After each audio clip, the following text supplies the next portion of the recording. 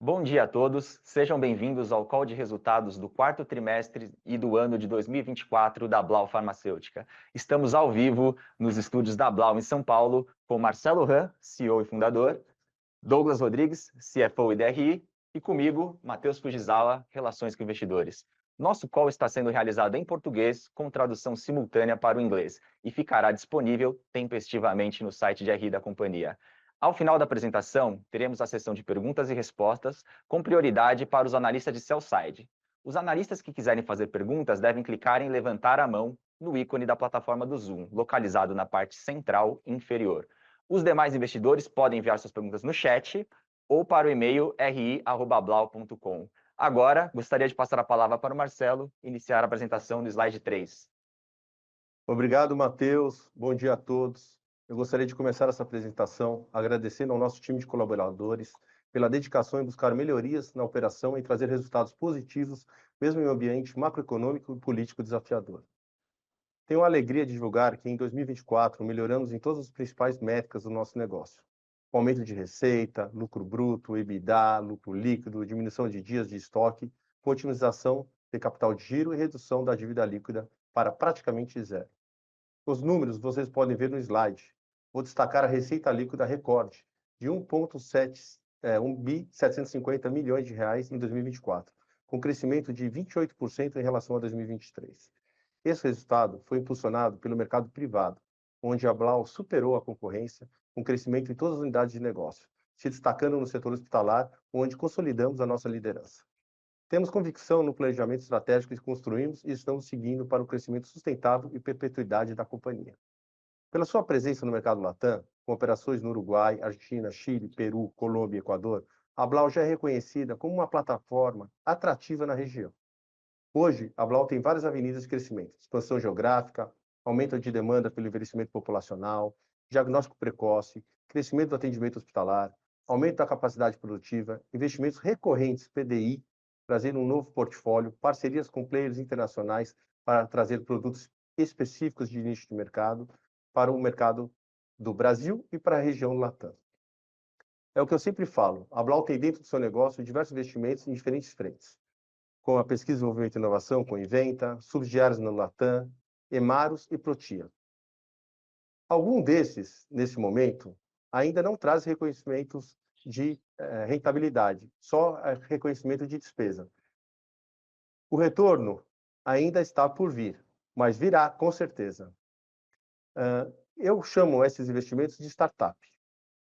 Em 2024, continuamos investindo e fizemos isso reduzindo a dívida líquida, mostrando a solidez financeira da companhia com capacidade de investir e gerar caixa. Destaque para os 170 milhões investidos em pesquisa, desenvolvimento e inovação, com aumento de 14% em relação a 2023. Lançamos 8 novos medicamentos em 2024, com mercado endereçável total de 700 milhões de reais, e ainda submetendo para aprovação da Anvisa 9 futuros lançamentos, com mais ou menos 2,1 bilhões de tamanho de mercado. A nossa operação foi impulsionada pelo crescente capacidade e expansão de portfólio. Para ter uma ideia desse crescimento, só em 2024 registramos 72 produtos, sendo 45 no mercado de Latam e 27 no Brasil. O ganho de escala, junto com a venda de medicamentos com o insumo farmacêutico ativo IFA próprio, produzido na planta de IFAs da Blau, tem aumentado nossa competitividade nesse mercado e a tendência é ganhar cada vez mais participação. No slide 4, é o próximo passo a buscar o reconhecimento global, por isso temos focado nos investimentos em biotecnologia. Entre os diversos projetos PDI do Inventa, destaco os medicamentos biotecnológicos, core business da Blau, os quais vão ser transformacionais, trazendo aumento de receita e margem e colocando a Blau em um destaque na produção de medicamentos importantes no Brasil e exportando para o mundo. Apresento aqui 4 oportunidades distintas que têm potencial de transformar a Blau com os 4 anticorpos monoclonais, os MAPs, em desenvolvimento em diversos estágios. Vendo uma oportunidade com tamanho de mercado, somente no Brasil, em um ano, de 6 bilhões de reais. Os MABs são medicamentos biotecnológicos que produzem anticorpos específicos para um antigênio de interesse. Eles são fundamentais no tratamento de pacientes com câncer e doenças imunológicas, em um número crescente de indicações. O desenvolvimento desses produtos reforça o compromisso da Blau de ampliar acesso à população de medicamentos de alta complexidade, uma das nossas missões. Abaixo, temos o nosso pipeline já submetido na Anvisa, e temos produtos que acumulam um tamanho de mercado de 3 bilhões de reais, sendo que 3/4 desse valor são produtos biológicos e o resto sintéticos, fora os submetidos em outros países. Devemos fazer novas submissões este ano e nos próximos, então a tendência é esse valor crescer. Agora, do lado direito, temos um investimento no mercado de plasma. Protia é um mercado estratégico para a companhia. Já tínhamos um investimento de coleta de plasma nos Estados Unidos com a Hemarus. Em 2023, começamos a investir no fracionamento da Europa com a Protia. O mercado de plasma global é atrativo, com um valor global de 29 bilhões de dólares. Em 2022, ele está projetado a crescer um CAGR de 7% e atingir o valor de 40 bilhões de dólares em 2028. Os medicamentos são essenciais para a vida, com crescimento da demanda maior do que a capacidade instalada, suportado pelo contínuo aumento de indicações. Para finalizar, estamos produzindo IFAs em nosso complexo de Cotia, que visam aumentar a competitividade da nossa companhia nos mercados globais. Além de desenvolver os IFAs dos próprios MAPs, já estamos produzindo os IFAs de alfa-epoetina, filgrastim e pegfilgrastim. Esses IFAs já são exportados para nossos afiliados Latam como medicamentos e estamos buscando aprovação para vender também no mercado brasileiro. Vejo que são IFAs de produtos com mercados relevantes. A alfa-epoetina tem um mercado global relevante de 12 bilhões de dólares, com um sólido CAGR de 4% ao ano, enquanto o filgrastim e pegfilgrastim tem um mercado global menor, de 2 bilhões de dólares, mas com crescimento projetado acelerado de 14% de CAGR. Agora o Matheus irá continuar com a apresentação. Muito obrigado. Obrigado, Marcelo. No slide 5, notamos que a Blau investiu quase 10% da receita do ano em pesquisa, desenvolvimento e inovação, enquanto a receita dos lançamentos contribuiu com um pouco mais de 6%, como vocês podem ver aqui do lado esquerdo. O mais importante é observar a tendência, e temos confiança que no futuro a contribuição dos lançamentos deve superar os investimentos, o que resultará em um aumento expressivo da geração de caixa. Na direita, a gente consegue ver o motivo para essa confiança, né? Se considerarmos os lançamentos de 2022 até 2024, notamos um TAM de cerca de 667 milhões por ano no período. Considerando somente os 3 bilhões, que a gente pode ver aqui na direita, do pipeline, que ainda não foram lançados, mas já foram submetidos para aprovação da Anvisa, devemos ter ao menos 1 bilhão de reais de lançamentos por ano no período de 25 a 27. Isso é 50% acima dos últimos 3 anos. E se formos além e considerarmos somente os 3 primeiros anticorpos monoclonais que estamos desenvolvendo, podemos alcançar um valor de 2 bi ao ano, entre 28 e 2030. Isso já é o dobro do período anterior, que já tinha subido 50%, né, na projeção. E reforço aqui, né, para cada nova submissão para a Anvisa, esses valores devem crescer. E passando para o slide 6, falando um pouquinho aqui da receita líquida, notamos mais um resultado consistente no quarto TRI de 24, levemente abaixo dos patamares recordes do segundo e terceiro TRI, mas no mesmo patamar, né? É importante notar que no primeiro TRI, né, a gente geralmente tem um período de sazonalidade negativa para as vendas, com um patamar que é significativamente inferior aos apresentados no segundo e quarto trimestres, né? Como vocês podem ver aí nos gráficos, tanto aqui em 23, né, quanto em 24.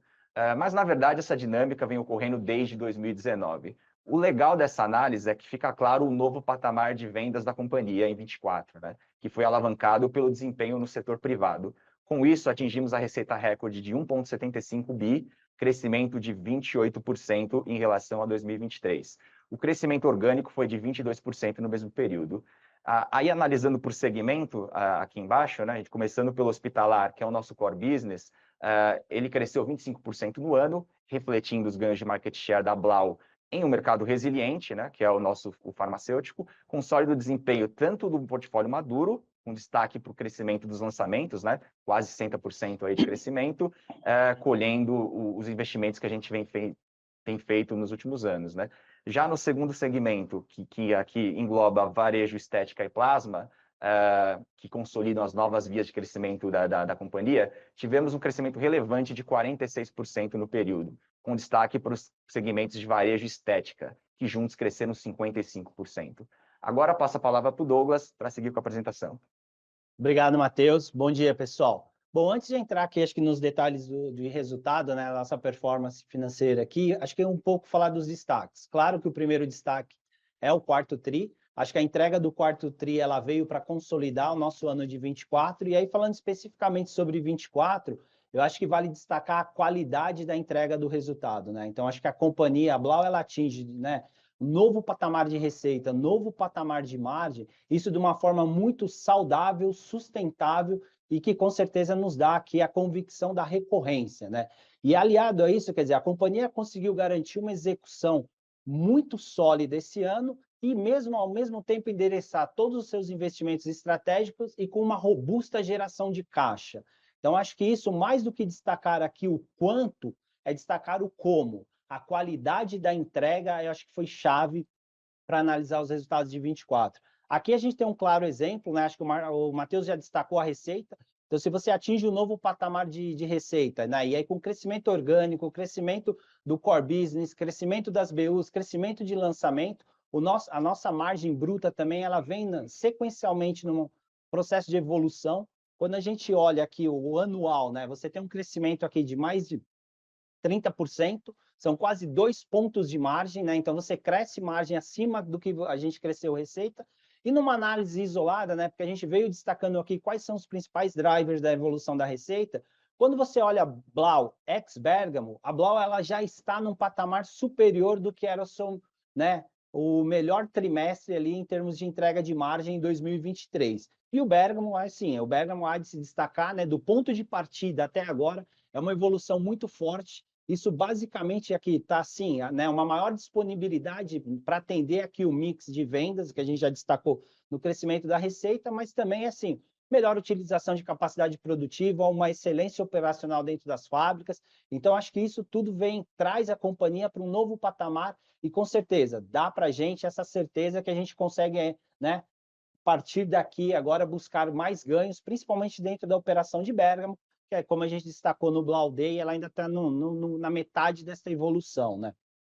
Passando para o slide seguinte, falando um pouco das despesas, as despesas na comparação anual crescem 18%, de novo abaixo aqui, né, do crescimento da receita. Há uma diluição de SG&A, acho que é importante destacar isso, a companhia vem aí nesse processo, adequou uma nova estrutura, mas agora com o crescimento da receita a gente deve buscar essa diluição de SG&A.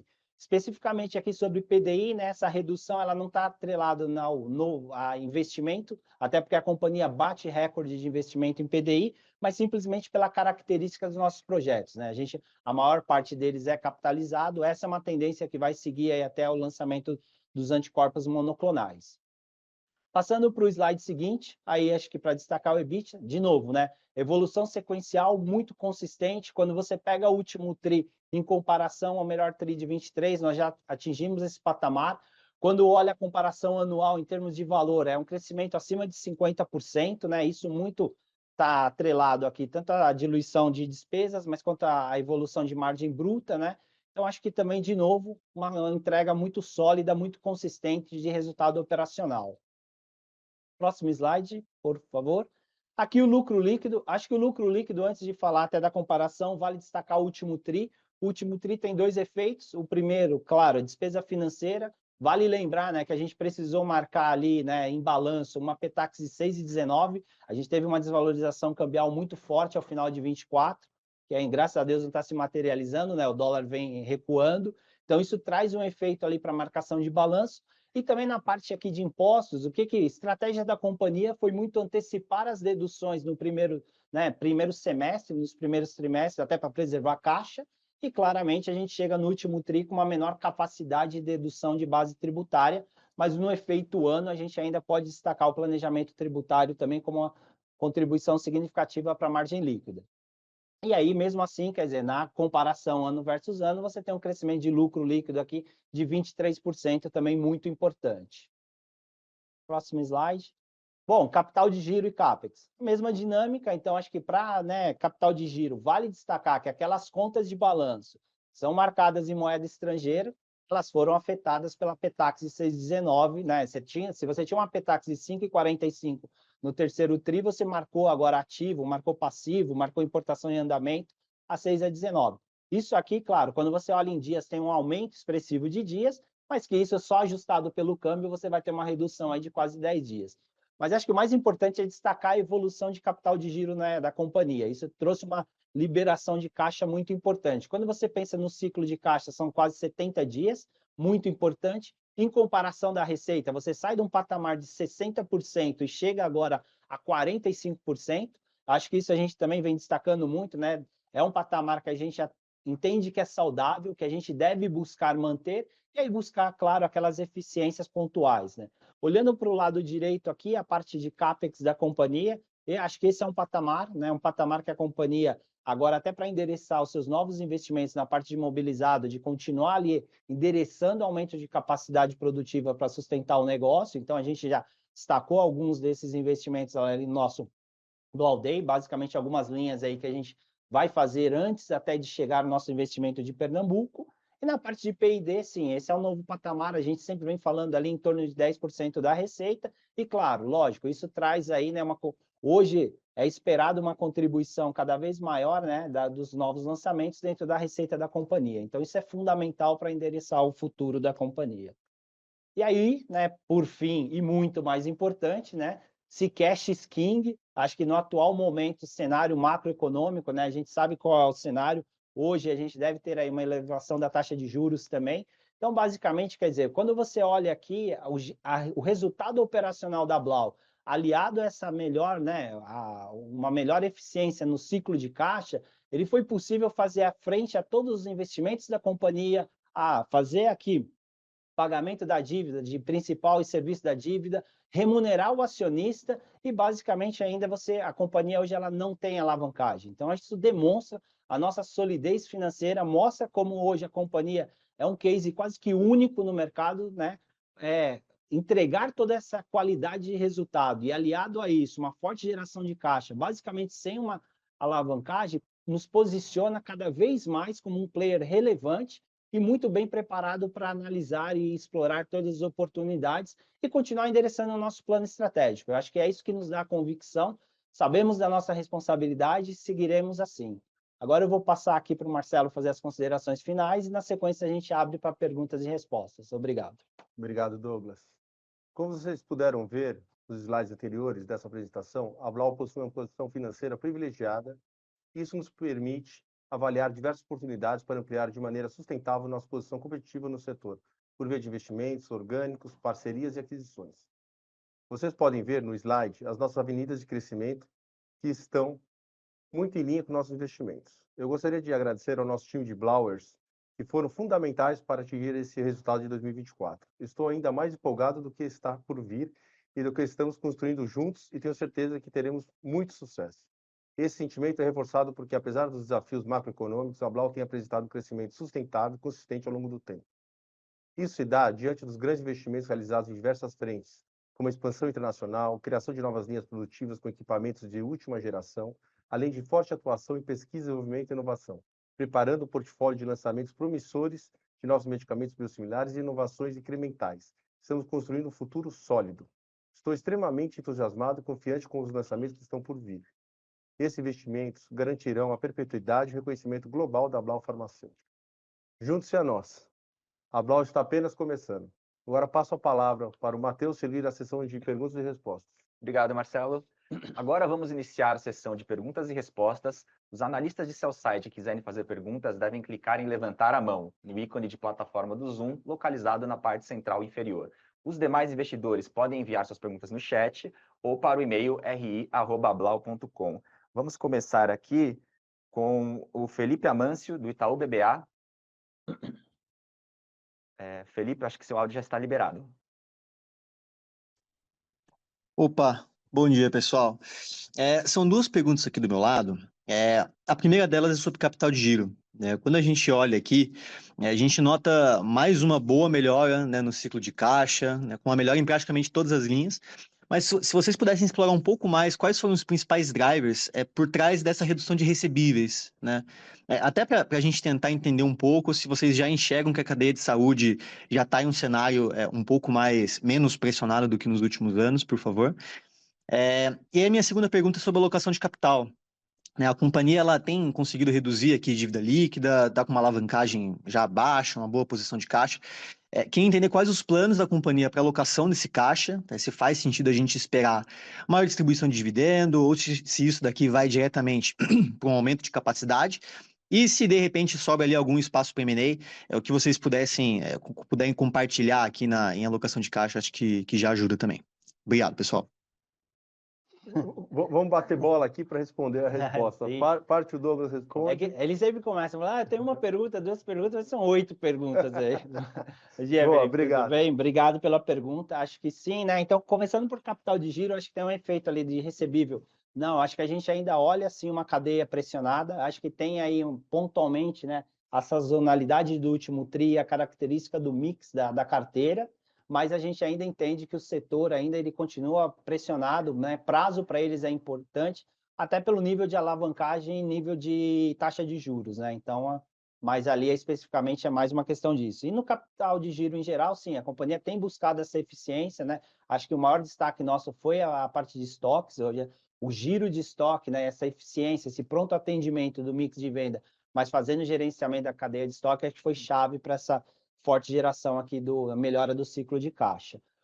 Aí, em termos de alavancagem, acho que a gente destacou muito também lá dentro do Blau Day, acho que essa é a dinâmica, né? Quando você olha para 24, você vê que a geração operacional, a melhora do ciclo de caixa, já fez frente aos investimentos, remuneração do acionista. A companhia pretende continuar distribuindo 25%, né? Até porque a gente entende que tem um ciclo de investimento, principalmente da parte de P&D, ainda relevante para fazer, endereçando capacidade produtiva à medida que o negócio precisa. Então, basicamente, a geração de caixa ela comporta esses investimentos, comporta esses desembolsos. E, claro, o que faria a companhia trazer ali, no primeiro momento, uma alavancagem maior é analisar uma oportunidade de M&A. A companhia, assim, ela sempre olha, né? A gente acha que a gente é um player relevante desse mercado local, mercado global, então, constantemente, a gente está avaliando oportunidades.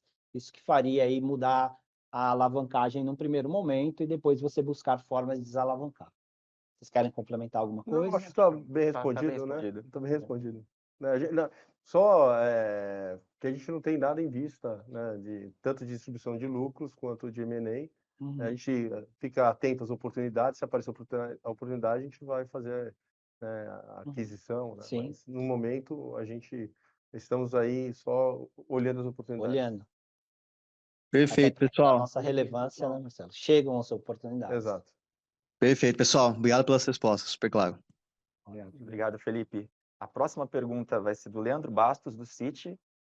Leandro, acredito que seu áudio já está liberado. Obrigado, Matheus. Bom dia, Marcelo, Douglas. São 2 perguntas aqui. A primeira, se vocês puderem falar um pouquinho assim, sobre a perspectiva de margem bruta para esse ano. Assim, tem algumas moving pieces, né? Você tem o ponto do câmbio, o setor como um todo tem um reajuste mais baixo, eventualmente vocês tem como mexer em desconto, mas se puderem falar um pouquinho o que vocês estão vendo aqui a gente pode pensar em margem bruta, até aproveitando o slide ali que vocês mostraram, contribuição de Bergamo, que entendo que é um vetor que ajuda, mas trazendo tudo aqui para dentro, o que a gente pode meio que olhar aqui para frente nessa linha.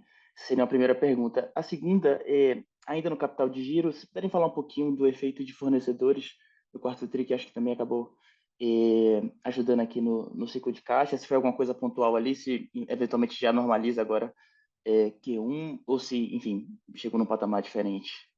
Obrigado. Obrigado, Leandro. Bom, vamos começar então, acho que por margem, né? Então, acho que a gente atinge aí, ou especificamente no último tri, um patamar de 40, né? A gente destacou aqui um pouco dessa evolução. Claro que é difícil chegar, difícil se manter, mas acho que olhando para os drivers, né? E aí especificamente colocando a questão do reajuste, né? Claro que, né, já era esperado alguma coisa aqui, até pelo um cenário mais desafiador econômico do Brasil, que ficasse muito em linha com a inflação. Mas aí vale destacar que entre o preço máximo, né, e o preço que o mercado pratica, a gente tem sempre um espaço.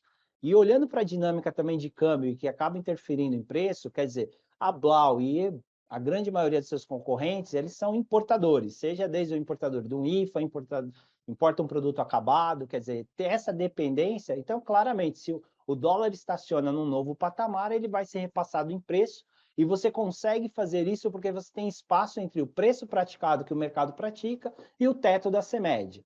E especificamente quando você tem produtos que atingem muito isso, e aí abre-se um canal de discussão com a CMED, porque normalmente isso está muito mais vinculado a razões, né, de desequilíbrio na cadeia de oferta e demanda, ou algum outro cenário, tal qual você teve pandemia e outros cenários. Então, acho que a gente Claro que a companhia foi muito conservadora, olhou para tentar fazer um plano de negócio até num nível mais estressado de câmbio, mas agora a gente entende aí que esse patamar de margem é saudável, sustentável, a gente deve buscar principalmente uma maior eficiência de Bergamo. Esse Bergamo, né, a gente sempre falou que essa evolução seria um trabalho de 24 meses, a gente chegou ali na metade, então tem espaço para melhorar a questão de margem. Capital de giro, especificamente, quando você olha para fornecedores, teve esse efeito do balanço, né? Você marca o seu fornecedor exterior a 6,19, só nisso aí, entre variação de câmbio, olhando em dias, você tem quase um aumento de 10 dias, né? Se fosse câmbio normalizado. Então, tem mais isso. A companhia internamente, sim, vem num processo, né, de alongamento dos seus fornecedores, até porque hoje a gente tem um poder de negociação maior, consolidação com o Bergamo nos tornou aí muito mais relevante, então sim, a gente vem fazendo, mas pontualmente aqui acho que o câmbio interfere mais do que essa nossa eficiência. Obrigado pela pergunta. Querem Obrigado. alguma coisa? Bem respondido. Isso aí. Obrigado, Douglas. Bom dia. Bom dia. Valeu, Leandro. A próxima pergunta é do Samuel Alves, do BTG Pactual. Samuel, seu áudio já está liberado. Bom dia, Marcelo, Douglas, Matheus, bom dia a todos. São duas perguntas. A primeira é um follow-up da pergunta anterior. Então, a companhia entende que consegue compensar, enfim, com ganhos de eficiência aqui e existiria espaço para crescimento de margem 2025, até se vocês pudessem quantificar. Essa é a primeira pergunta. E a segunda está um pouco relacionada com essa também. Vocês poderiam comentar um pouco como que deveria funcionar a sazonalidade de margem em 25, justamente por conta do fator câmbio, né? Acaba que na virada do ano o câmbio estava mais desfavorável, imagino que a companhia tenha que repor um pouco, estoca um câmbio mais alto no início do ano, isso vai sendo compensado à medida que o real foi se apreciando perante o dólar, à medida que está caminhando 2025 até agora, só para tentar entender um pouco essa sazonalidade. Obrigado. Vou falar um pouco, né, sobre essa sazonalidade do câmbio. A companhia ela tem um hedge natural. A gente, dentro do nosso caixa, a gente tem um valor bem considerável em dólar, para que a gente possa passar por esses momentos aí de alterações importantes aí do dólar. A gente sempre busca no nosso negócio as melhores oportunidades e a gente está em constante procura de melhorias de margem, né? Então, quando a gente fala de uma produção, a gente tenta melhorar o tamanho de lotes, maiores lotes, menos gente trabalhando no processo, equipamentos mais modernos, o número de análises menores, né? Fazer essas análises em processos maiores números de lotes sendo testados de uma vez só, e assim por diante. Então, a gente tenta buscar melhorias operacionais em tudo, até para exportar. Vou dar um exemplo aqui. Essa semana, a gente estava fazendo exportação para a nossa subsidiária no Uruguai, a primeira vez que a gente fez esse transporte com um caminhão próprio, né, que foi abastecido com todas as cargas que vão precisar para o mês inteiro. Então, antigamente, a gente estava fazendo frete aéreo, né, e de forma spot. Então, então, são ganhos que você vai buscando. Na operação, a gente, por si só, está o tempo todo buscando melhorias operacionais, né? Então, a gente tem hoje sistemas, né, e KPIs aí para medir essas melhorias constantemente. Agora, para complementar, eu vou deixar o Douglas aqui falar um pouco. Não, assim, né? Acho que internamente é um processo nacional de excelência operacional. E olhando aí para fora, claro, a gente sempre faz esse acompanhamento entre qual que é o dólar que eu tenho hoje, carrego dentro do meu inventário, o dólar de reposição, o que é um dólar médio, até para eu ir ajustando, entendendo o que é política comercial de preços. E é o que a gente falou. A gente, né, não é um processo, claro, que é fácil, mas a companhia é capaz de fazer isso, até porque da mesma forma que eu importo, o meu concorrente também importa. Então, e aí por isso que é tão importante os nossos projetos que a gente tem feito aqui de cada vez mais olhar para a verticalização, né? Então, isso também traz aí também um ganho relevante para o futuro da companhia. Quer colocar um pouco de Bergamo aí, Matheus, para complementar? Acho que é importante, até antes do Bergamo, a gente falar do carrego, né, que a gente tem no nosso resultado, digamos assim, porque em 2024 a gente começa ali com uma margem muito menor do que no primeiro TRI do que foi a realizada no quarto TRI. Então, de quarto TRI contra quarto TRI tem 900 pontos, né, 900 bips de ganho de margem bruta. Ou seja, a gente só capturou parcialmente esse efeito em 2024, em 2025 a gente captura esse efeito completo. Só aí já deveria ter um ganho de margem tanto de margem bruta quanto de margem Na EBITDA. comparação ano, né? Além disso, a gente tem a questão a negativa, que é a questão do câmbio, né, que pode ser negativa, né, não tem se materializado tão negativa, e a gente tem a positiva, que é a questão do Bergamo, né? O Bergamo terminou o ano com a margem bruta de 27%, até um pouco acima das nossas expectativas. Então, naturalmente, essa margem bruta consolidada, ela é jogada para baixo ainda com o Bergamo, e com o Bergamo rampando, como tem rampado, vocês viram no slide de margem bruta, é um driver positivo também que pode ser para a margem da companhia. A própria margem da Blau ex Bergamo, que já está ali próxima dos 40%, ela tem outros efeitos, né, Marcelo, que jogam ainda a margem para baixo. Exato. E todas essas despesas que a gente tem, que eu comentei, né, de todos os investimentos que a gente tem feito nas subsidiárias ainda, que não estão gerando, né, a rentabilidade esperada, né, estão muito no começo de operação.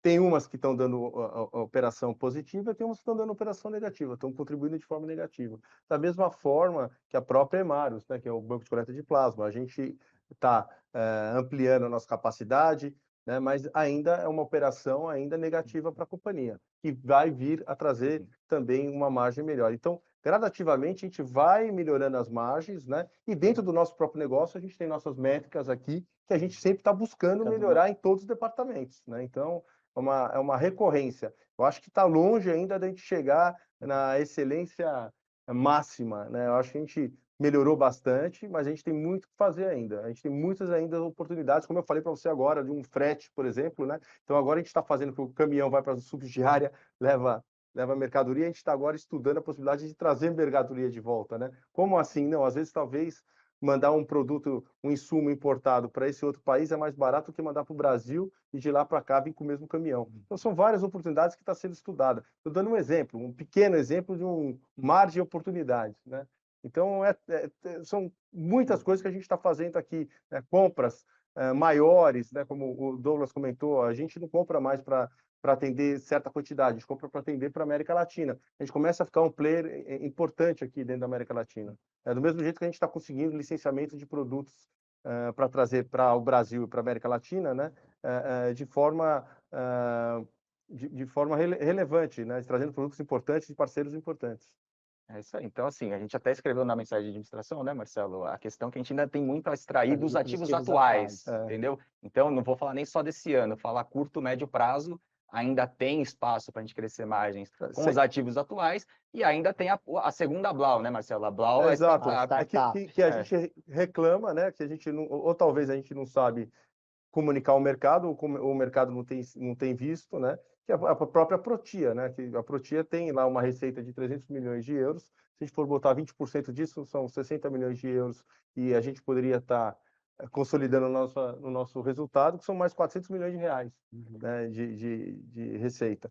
Mas são coisas que a gente vai trazer com o tempo, né? A gente quer ampliar nossa participação lá também, e a gente tem muitas ainda oportunidades de crescimento. Então, a gente, com margem, né? Porque, como eu falei para vocês, a gente tem muita coisa ainda que não está contribuindo com margem, que vai poder contribuir com margem positiva. Isso só vai melhorar o nosso resultado.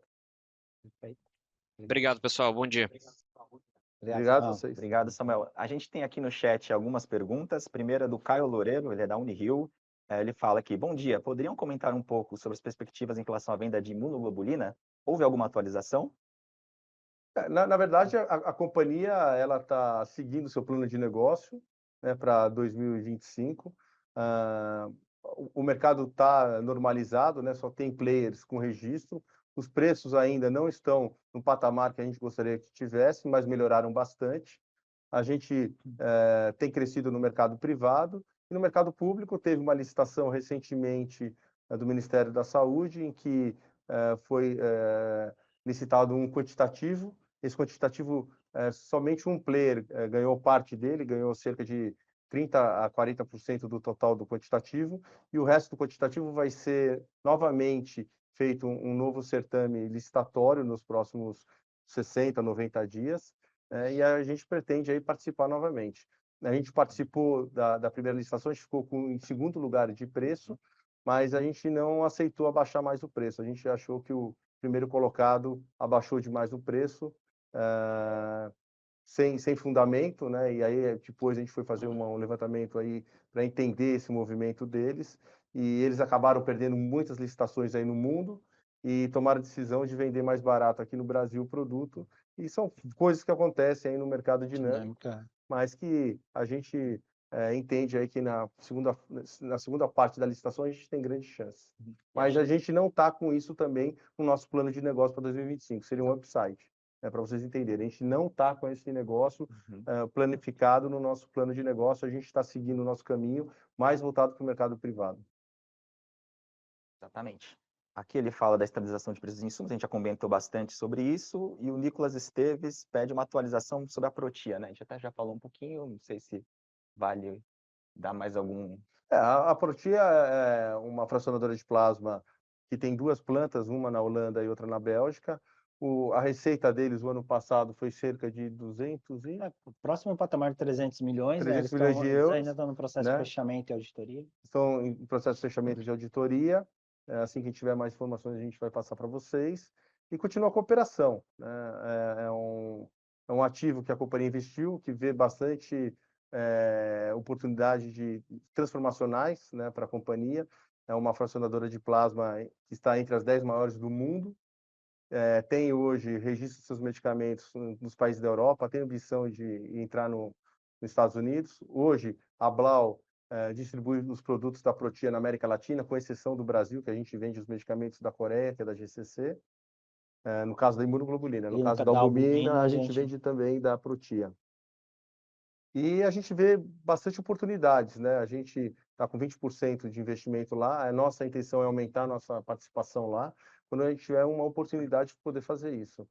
A gente não escolhe o momento para fazer esses investimentos, né? Esses investimentos aparecem, né? Então a gente tem que estar bem preparado. Eu acho que a Blau hoje ela está bem preparada financeiramente e como gestão para poder fazer algum movimento de ampliar sua participação na Protia.